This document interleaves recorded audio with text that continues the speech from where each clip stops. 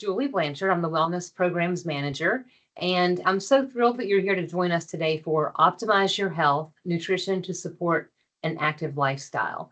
Some of you, this is your first time joining us for a webinar. I want to say welcome and hope you'll return next month. And for those of you who've been here with us before, thanks for coming back. Quick few items to share. If you will put your questions in the chat throughout the presentation, we will get to those as soon as, let's see, folks aren't hearing. Some are able to hear. Sorry, I'm just looking through the chat here. If you have questions, feel free to put them in the chat and we will get to as many of those as we can at the end of the session. All right, so the results are in. We recently completed our Relax, Renew, and Refresh Step Challenge in Personify Health. I want to say congratulations. There were 849 players in this challenge, and I hope that you all enjoyed unlocking the valuable tips along your journey. I know that I did, and I see that some of our top 3 winning team members are on the call today, so I wanted to say a big congratulations to CMC R&R, who came in first place, Financial Force, who came in second place, and Sunshine Daydream, who came in third place. Thank you all for participating in that.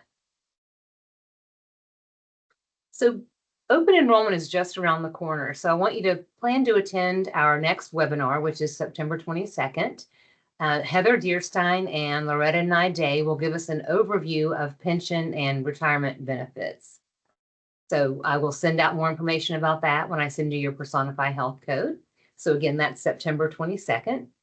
Now I'd like to give a warm welcome to Nicole Hayes. Nicole's our speaker today. She has been interning with us for the past few weeks, and we have really enjoyed having her with us. And Nicole received her bachelor's degree in kinesiology and health sciences from William & Mary, and she's currently completing her master's degree in dietetics at Virginia Tech. Nicole is an ACSM certified personal trainer. So I think we are in very good hands today, and I'm really anxious to see what Nicole has to share with us. So I am going to stop sharing my slides and turn it over to Nicole now.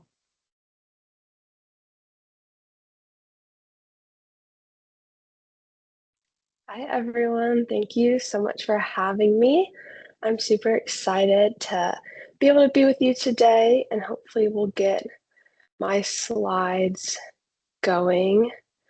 Does that look okay? Yep, they're up. On y'all's end. Okay, and you can hear me okay? Yes. Okay, awesome. I will just get right into it to not take up too much of everybody's time. This is kind of a brief overview of what we'll cover today. It'll be a pretty broad and general nutrition education today. I know there's probably a wide range of nutrition knowledge in this meeting today, so hopefully at least everyone can take something away from it. And thank you for such a nice introduction, Julie. A little bit more about me. I love running, I love lifting. As Julie said, I am a personal trainer, so I like the fitness side of things and the nutrition side of things, and I really think it's important to address those together. So we will just get right into it. We're going to start our discussion today with protein because it really is kind of a hot topic these days. I think if you are seeing things online, you've probably seen a lot about protein recently. And obviously it is super important to be getting it in, but we might be seeing things about how much should I really be having. So we're going to kind of debunk some of that today and talk about that. Just generally, protein is just a molecule made from amino acids. There are 9 essential amino acids, and this means that your body does not make those. So your body makes proteins, but then we also consume proteins. Those 9 essential amino acids our body doesn't make, so we need to get those from food, which is part of the reason why consuming protein is super important. Primarily, it supports muscle growth and recovery, but it's also important in our cell function, in hormones, and other body functions. So even if you're not somebody who's focusing just on muscle growth, you need your protein just the same. It's also important to include in your diet, in most, if not all meals, because it'll help you feel more full for longer than just if you were having more carbs, less protein. You really want to be having carbs, proteins, and fats with each meal. So, really, how much protein do you need? The good news is you're probably not deficient in protein. You're probably getting at least enough in your diet. There are rare cases that people might not be, but generally it's not something that we would be concerned that you're deficient in.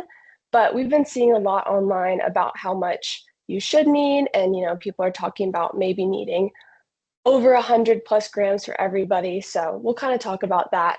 The previous recommended dietary allowance was about 0.8 grams per kilogram of body weight. However, in 2025, new dietary guidelines for Americans were released that upped that to about 1.2 to 1.6 grams per kilogram of body weight.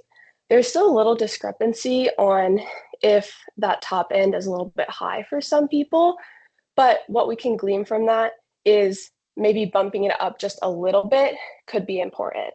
Now, I know a lot of us don't work in the metric system, so I tried to break it down for you on this slide here of what that equates to in pounds. So if you're kind of regularly exercising, 1.2 is probably going to be reasonable for you. Now, if you're doing more serious strength training, you might want to bump it up a little bit. The general recommendation is we would really not go over 2 grams per kilogram of body weight, and that would be for like pretty serious athletes. So you can kind of assess your needs level and what might work for you, but you can kind of look at this slide and see, if you're around 180 pounds, that 1.2 grams per kilogram is going to be about 98 grams of protein a day. So if you're less than that, you probably aren't needing 100 plus grams of protein a day like you might be seeing online. I wanted to give some examples of some protein sources. We got animal protein sources and plant protein sources. You may hear these referred to as complete and incomplete protein sources. All that means is that most animal sources have all 9 essential amino acids in there, and some plant protein sources do not have all 9. So soy does, but a lot of the other plant proteins don't have all 9. All that means is that if you're eating primarily a plant-based diet, that you're just going to want more variety in your diet. You're probably not at risk of missing any of the amino acids. You're just going to want to have, some soy, some lentils, some beans, and really vary it up throughout the day. One other thing to consider is that there is some probably sneaky protein in your diet that you're not thinking of. People make their plates and they have their fish or their chicken or their tofu as their primary protein, but there are proteins in other foods that we wouldn't consider protein sources. So whole grains will have some protein, some vegetables, even leafy greens, sweet potatoes. Different foods that we wouldn't consider to be protein sources can still have protein in them. So if you're kind of sitting and looking at your day as a whole, you might be getting more protein than you actually think you are because of those other, 5 grams here, 5 grams there of protein that you might not be accounting for. We're going to talk a little bit about nutrient timing. This kind of has to do with when you're eating around exercise to really kind of get the most out of your workouts. And some of this is pretty intuitive. If you are somebody who exercises, you might know, right before a workout, if I eat my full lunch, my stomach might not feel great. I might get cramps. I might not feel the best in my workout. So this is just kind of some of the logic behind that. So if you're thinking about your day, 3 to 4 hours before your workout, you can have a meal with carbs and protein, more of a full meal. So if you're somebody who works out in the morning, right when you wake up, you don't really have time for that. You might not need that, but you might have a banana or a piece of toast right before or about 30 minutes before, and that would be what we call like a quick carb. So it's going to digest faster. It's not going to be as strenuous on your GI system, and it's going to give you energy for your workout. So if you're somebody who works out in the afternoon or evening, maybe after work, 4 hours before you're having lunch, you might want a quick granola bar or something before you work out to bump up your energy, but you don't necessarily need a full meal. After your workout, you're going to want to prioritize protein to build those muscles and help your muscles recover. But you're also going to want to have some carbs because you're going to want to replenish the ones that you used in your workout. There was previously some ideas about, how soon after a workout to get protein in, and people would say there's a pretty short window to eat your protein. That's kind of been debunked more recently. And so your goal should be within a couple hours to try to get about 20 to 25 grams of protein in rather than almost immediately after. Some people would even say like a 30-minute window. You have a little bit of wiggle room. And ultimately, the goal is to be having protein at each meal. And if you're having a snack, maybe protein with that snack to just keep a baseline amount of protein and help with muscle recovery and growth throughout the day rather than just right after.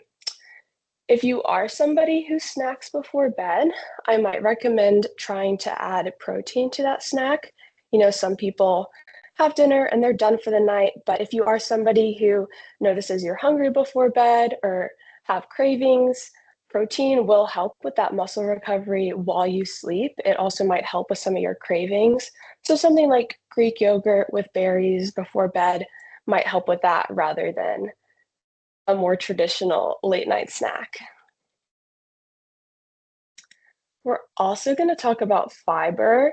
People are kind of starting to say that this might be the new protein in the way that people are talking about it. It's become talked about more, and it is just super important in your diet. It is a carbohydrate, but because of the way it is bound together, it's not digested in the same way. And so it is super important for our bowel health and our digestive health, especially when it comes to things like colon cancer, which we are seeing being diagnosed more often in recent years. And 1 in every 5 people who are diagnosed with a form of colorectal cancer are less than 55 years old. So this is becoming important for younger people as well. And we really just want to think about getting enough in our diet. So the recommendation for fiber is about 25 to 38 grams a day. As you can see on the slide, the rule of thumb is 14 grams per 1,000 calories of food. So if you're eating about 2,000 calories a day, you want to aim for about 28 grams of fiber. And we'll talk about how to get that into your diet. But one thing to also consider is it can help manage blood sugar if you are somebody who has more blood sugar spikes. Having fiber in your meals and in your snacks can help control that because it is digested slower. It might not lead to that same extreme spike as a faster digesting carbohydrate might be. They are found in fruits, vegetables, legumes, and whole grains. And in a couple of slides, I'll break down the amount of protein in each. But there are some different types of fiber. This is getting a little bit more into the sciencey side of how they work. If you're eating a variety of fruits and vegetables and whole grains, you will be getting all the different types of fibers. So it's not something that you need to be super concerned about when you're thinking about the type of fiber you're eating. One thing, though, that is really interesting is our prebiotic fiber. So that kind of acts as food for the good bacteria in our gut. So when you have that, it's fueling those live cultures in your gut, and that can actually help to reduce certain cravings, because if you're eating higher fat, higher sugar types of foods, those are going to make you crave more of those types of foods, versus if you're eating fibrous foods that are fueling those good bacteria, that's what your bacteria are going to want more of. So some sources, there are obviously more than what I have here on the slide, but just to kind of give you an idea, the legumes are where we're really going to see a bulk of that fiber. But fruits and vegetables, most portions probably have about 5 grams of fiber. So if you think about that in the context of your day, getting a couple of fruits and vegetables, 2 fruits, 2 vegetables, you're already at around 20 grams of fiber. So you can kind of think about that, you know, adding a piece of toast in the morning, whole wheat toast, things like that. You're already getting close to that fiber recommendation. The biggest thing I would say here is if you are thinking about what you're eating and you're like, oh man, I'm not really having this much fiber, I would say add in these types of foods slowly. If you go from 5 grams of fiber a day to 20, 25 grams of fiber a day, you might experience some GI discomfort and distress that you might not want. So just being aware of that, if you are realizing that you could have some more fiber in your diet, adding it in slowly to get your body used to it. Kind of reiterating some of what I said, protein and fiber are going to be really great to have together as a snack because they're going to help you feel full longer. They're packed with important nutrients. So if I were you and I was, you know, packing my lunch or my snacks for the work day, I would really try to focus on at least one source of protein and at least one source of fiber in that snack or in that meal. And you should be trying to think about it in every meal because that's going to be a good way to check in and make sure you're getting what you need for the day. So some examples here, hummus with vegetables and whole grain crackers, yogurt with berries and granola, nut butter and apples, trail mix. You can get pre-mixed trail mix or you can make your own. You can buy different nuts and fruits at the store and mix it all together. Making a smoothie with some good fruits and vegetables. That is another thing. Blending your fruits and vegetables still retains the fiber. Juicing will not. So if you're drinking a juice, if you have a juicer or you buy juice, that takes the fiber out of those fruits and vegetables. But if you're drinking a smoothie, you are still getting that fiber. So some people get a little confused about that. But that's a great option. Same thing, toast with nut butter, and then, you know, hard-boiled eggs, side of fruit, things like that. Trying to figure out how you can combine protein and fiber for your snacks. We're going to move on to creatine. Some of you might be familiar or may have heard of this. Some of you maybe not so much. So creatine is a natural compound. It's made from amino acids. Your body does produce creatine, and then you also get some from your diet. But the context that you may have heard of it in is in its supplement form. So it's used for muscle contraction primarily in your body. So that comes with a lot of jumping and sprinting as we're going to see it most used, but it is involved in all muscle contraction. If you see in this top corner, it converts ADP to ATP, and we use ATP for energy. So supplementation just helps make that process more efficient. It increases the amount of creatine your muscles have to use.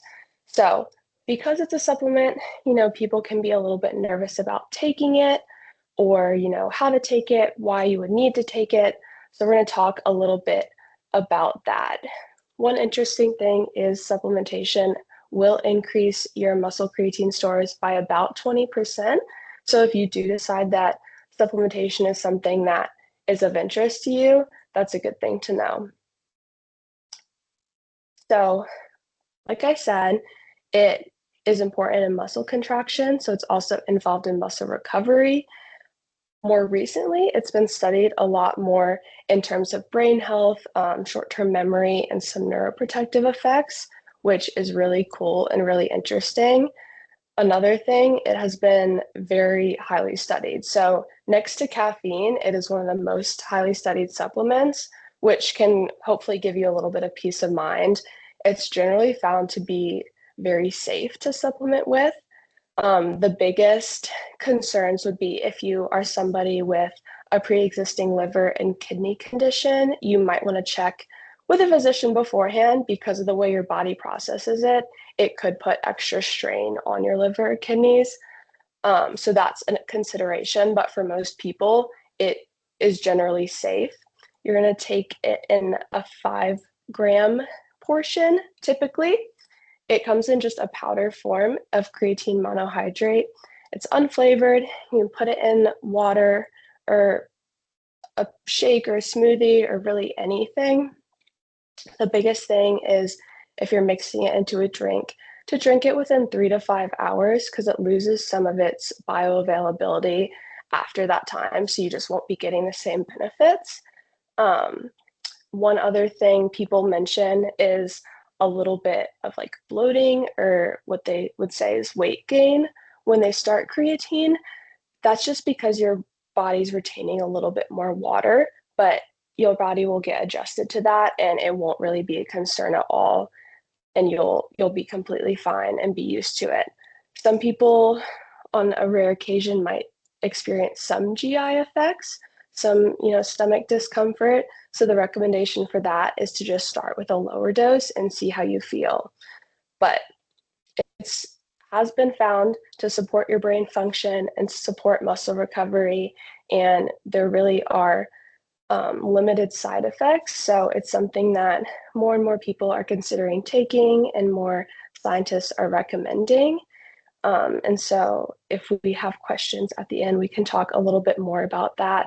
But I thought it would be important to discuss it a little bit because it is a supplement people can sometimes be a little bit unsure of whether it's right for them to take. Speaking of which, creatine is what we would call an ergogenic aid. That means that it helps boost performance or recovery in some sort of way.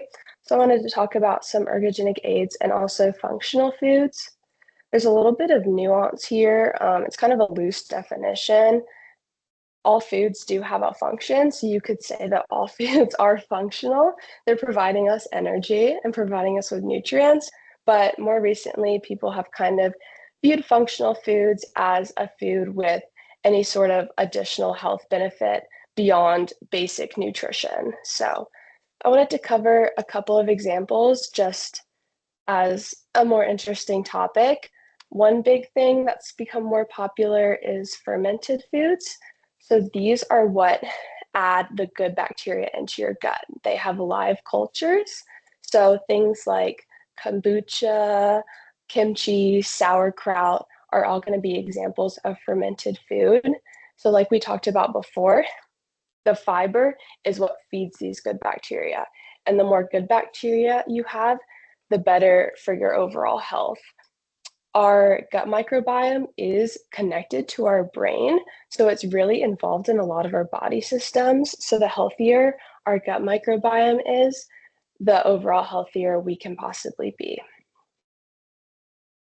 Berries is one that you might be more familiar with. People have probably heard that berries have antioxidants, which are important in reducing inflammation. So in your body, you have free radicals and you have antioxidants. Free radicals are what cause oxidative stress, which is just a fancy way of saying they cause certain inflammation. And so inflammation can show up in a lot of different ways. It can show up in our joints. It can show up in a buildup of plaque in our arteries. It can show up in a lot of ways, in ways that we don't want. So the antioxidants are what fight those free radicals. So scientifically, they donate an electron and neutralize those free radicals. But really what you want to think about is you want to be having antioxidants in your diet to balance out those free radicals. So berries are a great source of antioxidants, and they will help reduce that inflammation. They're great to have. You can do them in smoothies, yogurt, you can do them on oatmeal, you can have them on their own, all sorts of things. Frozen berries are just as good. Sometimes people have questions about fresh versus frozen. A lot of times frozen produce is frozen in its most ripe stage, its most nutrient dense stage. So that's always a great option to do frozen as well. One thing you also might be familiar with is fortified foods. This isn't a new concept. This is something that food companies and our government have been doing with our foods for a while now. And all that is they're adding vitamins and minerals back into foods, whether those vitamins and minerals were lost in the processing of the foods, or whether it has been deemed that it would be important to add some in. So an example would be a lot of our dairy is fortified with vitamin D to help with our calcium absorption. A lot of cereals and grains, breads are fortified with iron and B vitamins, including folic acid. And our table salt even is fortified with iodine for our thyroid health. So this is something that, you might not be thinking on a daily basis, especially something like cereal, where people kind of give cereal a bad reputation, but it does have important vitamins and minerals that, you might not be even thinking you're getting. So this is really just done to try to minimize and prevent deficiencies at a population level for us. Two other things I wanted to discuss were tart cherry juice and beetroot juice. These tend to fall more into the category of ergogenic aids, so especially if you're somebody who is an exerciser or you compete in some sort of exercise, this might be interesting to you. Tart cherry juice is great for sleep and muscle recovery. Part of that is because of its antioxidants. Those antioxidants help with muscle recovery, but tart cherries also have natural melatonin in them, so having it before bed can help with sleep. The recommendation there would be to get a cherry juice with no sugar added. So all juices will have some sugar because of the fruit, but just making sure that you're not getting a juice with more sugar added into it. You can even mix like half a portion with a sparkling water or something like that if you are wanting to try it before bed. And then beetroot juice is interesting more in endurance sports, especially. They have nitrates that convert to nitric oxide, which increases blood flow, and it sends more oxygenated blood to your muscles and to your brain. So if you're running a race or doing a longer exercise, it will help increase your endurance ability and decrease your fatigue because of that oxygenated blood. So you might get less lactic acid buildup, at least as early.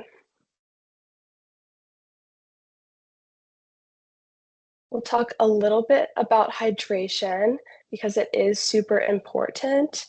And I know sometimes it is hard to be drinking enough water. I know it's a concern that a lot of people have. Your hydration needs will vary depending on your age, your physical activity level. Some medications affect your hydration, certain health conditions, but the recommendation for women is around 9 cups of fluids, and for men is around 13 cups of fluids. Now, I'll note that that does not include water from foods. So if you add about 2 to 3 cups to those numbers, that would be the total water recommendation, because we do get some of our water from foods, especially things like watermelon and cucumber that have a very high water content. So if you want to think about it completely, for women, it's about 11 and a half. And for men, it can be up to about 15 and a half cups of fluids a day, which sounds like a lot, but it's not necessarily just water. You can do soups and broths as part of your water intake. You can do sparkling water, or some people like to add flavoring to water. There's kind of a variety of ways you can get it. I would definitely recommend carrying a water bottle with you. I know a lot of people now have their usable water bottles, the Owalas or different things. If you have it with you, you're definitely more likely to drink it throughout the day. Another consideration would be planning your water intake. So a lot of people don't like to drink as much water maybe before bed because they're gonna think they're gonna have to get up at night. So trying to front load your water intake, or if you're somebody who does shift work and is busy during the day and is concerned about that, planning your water intake around your work schedule. If you know that you maybe don't have as much time to go to the bathroom during the day, or you're going to be busier, trying to coordinate that with your schedule.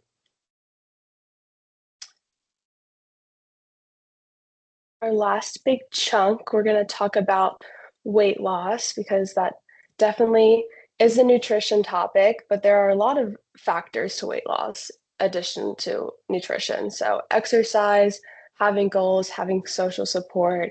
I know it can be a hard topic for some people, especially, if you're somebody who has tried again and again to lose weight and it's maybe not working for you. So we're going to try to break it down into a couple different categories. We will start with nutrition, however. The general recommendation is a calorie deficit around 500 calories a day. Too much more than that, and it's going to start to be detrimental. Your body's going to kind of want to go into like power saving mode and hold on to that fat because it's, asking why it's not getting enough energy. So 500, maybe 750 deficit, that equates to about a pound and a half of weight loss a week. So all in all, a deficit of 500 calories a day is maybe, one less snack or making swaps in your morning coffee. If you are somebody who does a lot of creamers and sugars, swapping out your full sugar soda or focusing on portion sizes. So taking your food out of the packaging, putting it on a plate, putting it in containers, not just eating straight from the bag or the box, and really sitting with your meal, seeing if you're still full, 15, 20 minutes later, then you can get seconds. Eating mindfully as well. So try to not be in front of the TV or your phone can really help you be in tune with when you're full. It's also recommended to sit down with family or friends when you eat a meal. That can really help focus on your hunger, but also just add enjoyment.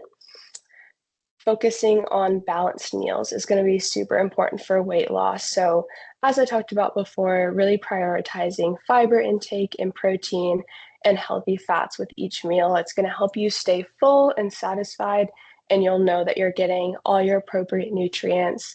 People tend to try to stay away from fats because they are a little bit more calorie dense, but having at least some fat in your diet is super important for our hormone health and some vitamin and mineral absorption.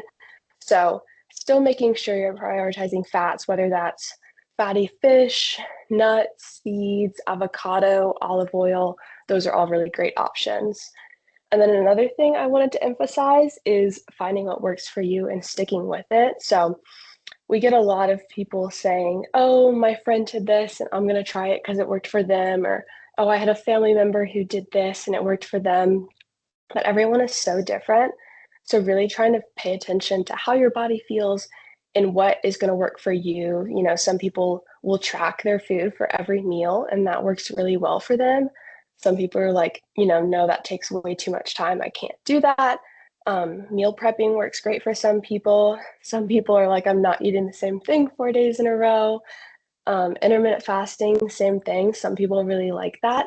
Some people it's really not recommended for. You might find your energy levels really decreasing. There's also more research that's not as recommended for women. So if you are somebody who is a woman and is thinking about that, I would encourage you to read a little bit more up on that and see if it would really be right for you. Another component is going to be exercise. I have the CDC recommendations out on these slides. So it is recommended to get 150 minutes of moderate aerobic exercise per week. So that's going to be your cardio-based exercise, or 75 minutes of more vigorous intensity exercise.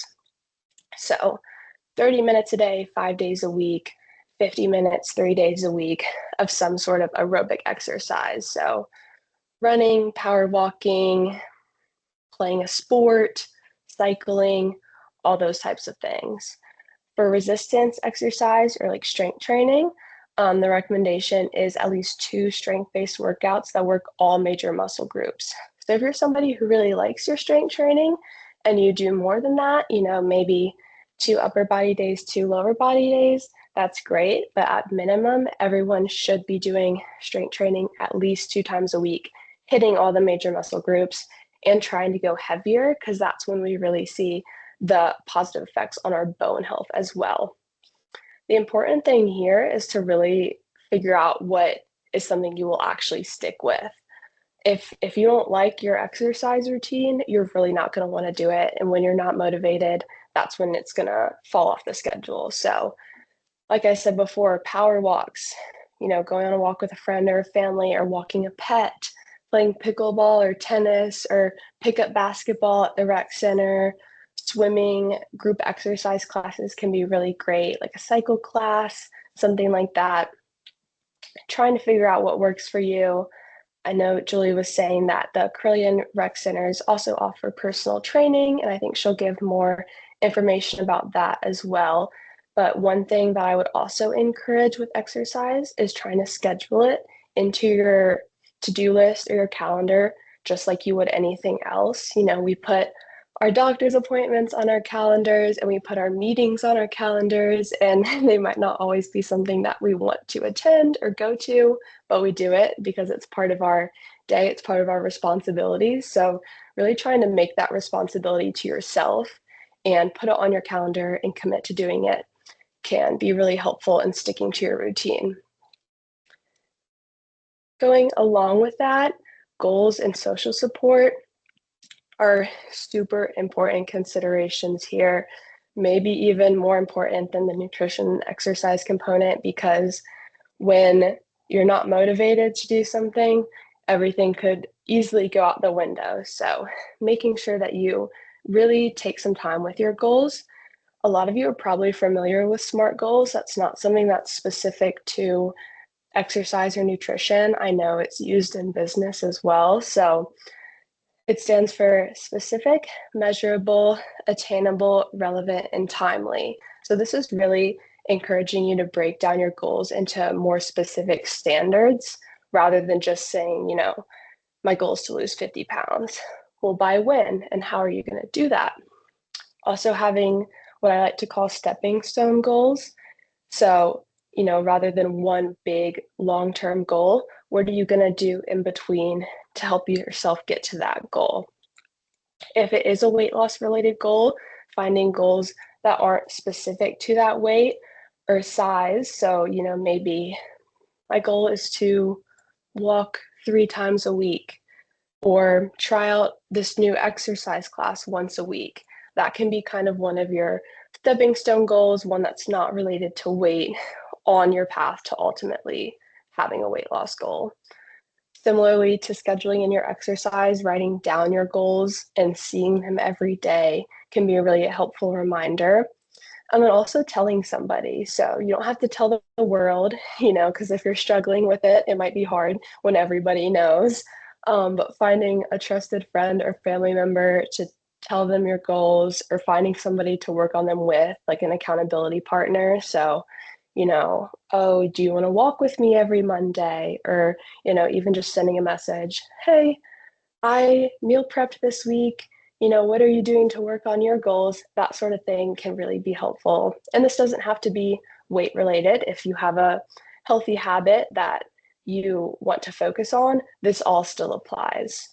And going off of that, I have a educational handout that has a little bit more information and actually a spot where you can kind of workshop your own SMART goals in it. So that you can scan the QR code for there. And I also have a little feedback survey if you are able to do it on the other QR code. But that is all I have from my slides. If we have any questions. Thank you so much, Nicole. That was wonderful information. And there are a few questions, so we'll go through those. The first one that I see says, have you heard of eating a tablespoon of peanut butter and 1 tablespoon of honey after a workout? I haven't necessarily heard of that specifically, but I think that could be a great post-workout little something, especially if you don't have a lot of time. The honey is going to provide carbs, and the protein does have, or the peanut butter does have a little bit of protein in it. Peanut butter would be classified more as a fat source, so you would maybe want something with a little more protein in it than peanut butter ultimately. But if you just need a quick snack after a workout, that's going to be a good option. And then I'd say just later when you have time to have a more full meal, making sure you're getting about 20 to 25 grams of protein, if that helps answer the question. Great, thank you. How much tart cherry juice should you aim for before bedtime? So a serving size of juice is around 8 ounces, like a cup, but I tend to do around 4. One thing to look for is ideally you have a tart cherry juice that has an equivalent of 50 tart cherries or more. So Cherry Bundy is a pretty popular brand, and on their label it says like 50 tart cherries or 60 tart cherries. And that is what they've decided, like scientifically, is the most beneficial. So not all of them say that, but Cherry Bundy I know is one that does. And so you could look at the serving of the Cherry Bundy and that would be appropriate. Is that hard to find, or can you find that at Kroger or pretty much I'm pretty any sure they sell it grocery at store? Kroger. Yeah. Okay, all Yeah. right. Just not a question, but a comment. Says, I know we need to eat healthy, but I'm a total girl who loves her sweets and carbs. The Cookie Monster gets me every time. Nicole, what are your go-to snacks when you're craving something sweet? Oh, I do a lot of like Greek yogurt and honey or something like that with a little bit of sweet. Also, I'm definitely somebody who having a sweet is not the end of the world. I will preach that to the ends of the earth. If you're trying to have a balanced diet, I think you could have one sweet a day and be totally fine. I talk a lot about, different facets of wellness. So, our emotional and mental wellness is important just as our physical wellness is. So, especially, going out with friends or family and having something that you might not eat on a daily basis is still beneficial to a different part of your wellness. So that's kind of how I see it. I keep chocolate in my apartment. I'll have chocolate after dinner. Um, yeah. That's great. You've figured out how to strike a balance. I love that Yes. strategy. I have included a link to the Wellness Hub on Inside Carillion, where you can find information about accessing our Wellness at Work studios, which are available to you at no cost. Even if you don't work in the building where they're located, you can still access the studio. So you can find out about that at the link I've posted. Somebody who's looking for a trainer, Carillion Wellness, Roanoke, and Botetourt, they offer discounts for members who want personal training, but you don't have to be a member there. They also offer discounts for groups of 2 to 3 who want to train together. So, we talked about social support, or Nicole talked about how important that is, and that would go a long way towards that accountability if you're going to sign up with a friend or a partner and go work out together. All right, let's see. Appreciate recommendations on a brand or type of creatine supplement. That's actually a great question. So you want to look for something that is creatine monohydrate, and that is it, which most are. You might see some in gummy form. I would not recommend those as much just because since they're gummies, they're going to have added sugar. Often you also need to have like 5 gummies to get your serving, which is kind of a lot. It tends to be more expensive.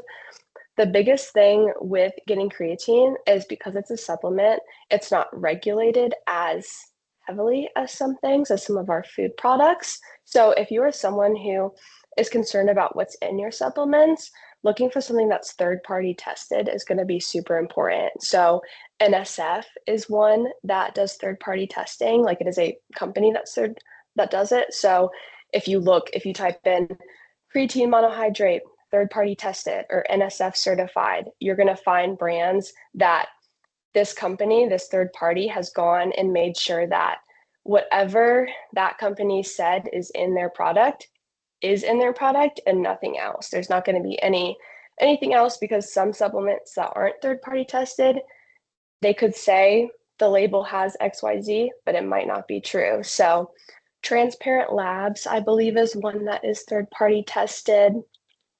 Momentous, I believe, is one, but even brands like Orgain, I'm not sure they're third party tested, but they do a lot of protein supplements and protein drinks. That one's fairly inexpensive. Um, but yeah, you can just Google and they sell them at Target, Walmart, Amazon. So if you are somebody who is concerned about third party testing, just looking up that, but most creatines you're going to find are going to be fine. Great, thank you. Crystal Hall, I see your comment, and I'm going to reach out to you afterwards and try to help you with that. Chocolate ice cream bars from Sam's. A few people have put some recommendations in here for how they cure their sweet tooth. Lisa Cone buys frozen fruit, thaws it, blends it, divides it, and freezes it for a healthy, tasty treats. Good. Thorn I like that. creatine. I think that's one you mentioned, maybe Thorn. Okay. Thorn's a good brand too. Okay. And then Yes. somebody asked about the tart cherry, but I believe you said you could find that pretty much anywhere in the grocery stores. Yeah, you can find it at the grocery store. You can, of course, buy it online too, but yeah, they sell it at Target, Kroger, those types of places. Okay, and Creapure is another creatine that's third-party tested. I don't, that's in the comments. I wasn't sure if you mentioned that one, but Creapure. Can you speak to whether or not women who are premenopausal or menopausal need more creatine, especially if they're working out and trying to maintain that muscle strength? Yeah, so I would definitely recommend creatine for women who are perimenopausal, but I wouldn't necessarily say you need more. 5 grams has been determined to be pretty efficacious for most populations. That's what's recommended. A little bit more would not necessarily be harmful. And we do have scenarios where, like, if an athlete has had a concussion, they may be having up to 25 grams a day. So it's not necessarily harmful to be having so much more, but you might still see some positive effects from 5 grams. That's another thing that I would recommend you talk to your physician with because, it is a supplement. I can't exactly say for your individual case how much you should be having, but I would say you're not gonna have too many harmful effects from having a little bit more, but that 5 grams may be reasonable. Great, thank you. I just will give a quick reminder for Personify Health. I was thinking about so many options that are available in the app when Nicole was talking. You can set a daily reminder, asking you if you've eaten protein foods or fiber foods, asking you about your exercise habits. There's also lots of journeys and challenges that you can participate in related to all of this wonderful information that Nicole has shared today. This program was recorded, so it will be on the Wellness Hub on Inside Carilion. And if Nicole is agreeable, I can share a copy of the slides with you all. And I'll also share the handout when I email you your Personify Health code and the post-session survey if you didn't get a chance to fill that out. So Nicole, again, wonderful information. Let's give Nicole a big round of applause. Wonderful job here. And we just appreciate you spending your lunch with us today. Thank Hope you. you all Thank have you a all for having wonderful, me. great. Have a wonderful afternoon, everybody.